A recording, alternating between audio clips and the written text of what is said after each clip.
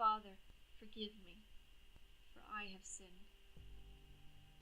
I never had a taste for art, but sometimes you get an invite to the finest gallery you could ever be invited to.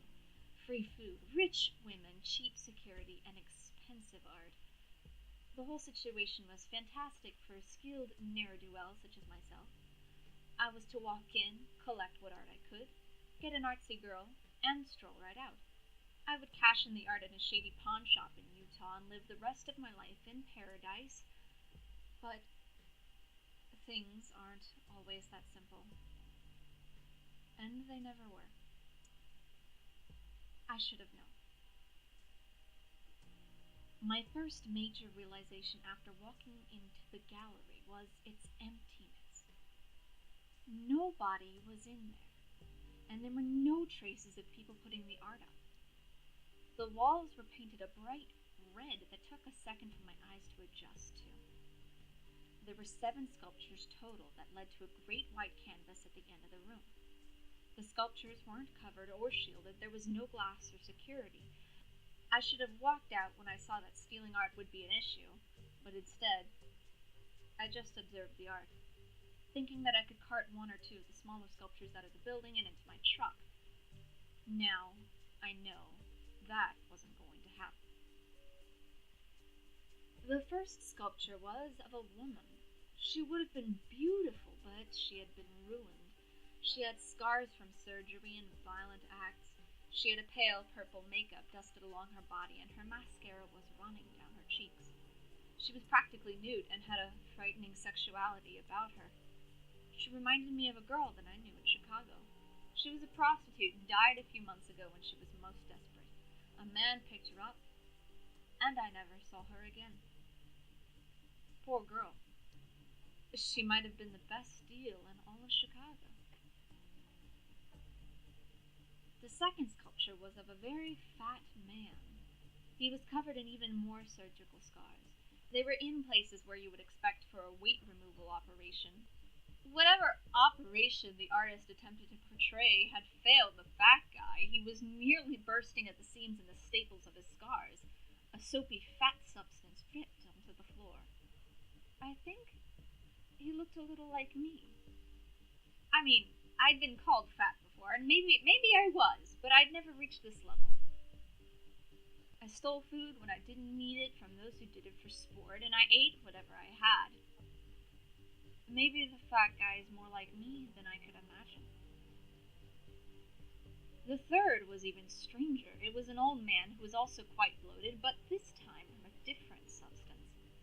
He wore a crown and jewels, but most of his riches were inside of his body. He was cut up, and gold and jewelry was stuffed into his slots like a piggy bank. His skin had a rotted gold hue, and the gold sometimes bled from his wounds. This man looked more like me. I was happiest with this sculpture, though. It seemed like I could have reached inside of his stomach and took a handful of the riches with me. I might be able to run from everything if I stole his crown or coin. The next sculpture was of a very thin man. He was legless, and his waist concluded with an odd, withering tail forming around his spinal column.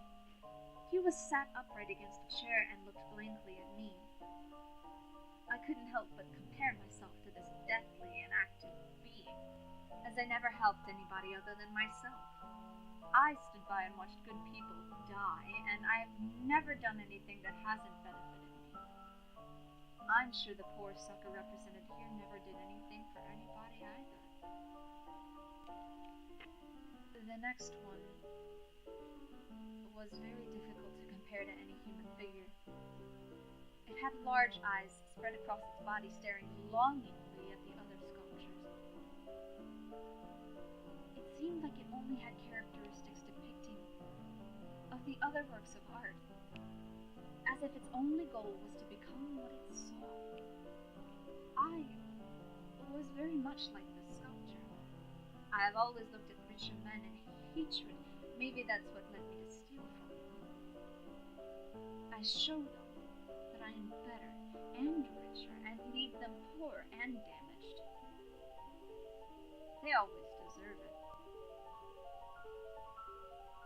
The next sculpture was maybe the most disgusting. It looked as if it could have resembled someone I knew, if not for the horrible disfigurements on it.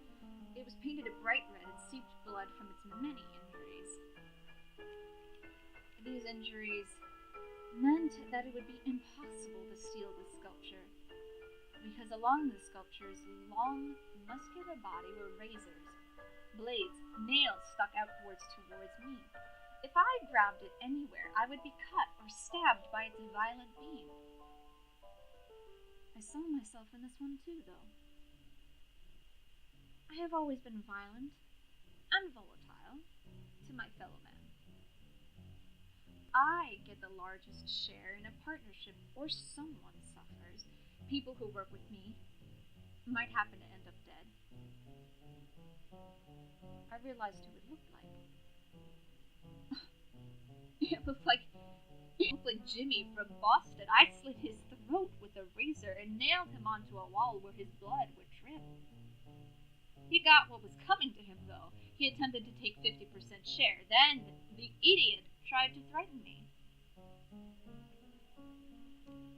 The last was odd in comparison to the others. It was a very attractive man, cast in bronze. There was less horror involved, save for one thing. It looked exactly like me. He was placed on a pedestal above every other sculpture and shined a bronze so bright and separate from the rest of the walls in the gallery.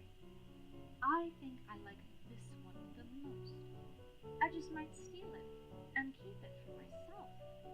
A man as skilled as myself deserves only the best, and this is the best I've seen. And it looks a lot like me. One piece of art still remained. A large white canvas draped on the floor and the wall at the back of the gallery. I decided that it was worthless while it was blank and turned around to leave. I was stopped, though. Every sculpture disappeared from their placement. I was frightened and shocked. I ran for the door in haste, but I was knocked down. I woke up at the canvas. I looked away from it to see the sculptures coming towards me. I was the last piece of art. A great mural painted in sinner's blood. Now I lay here, torn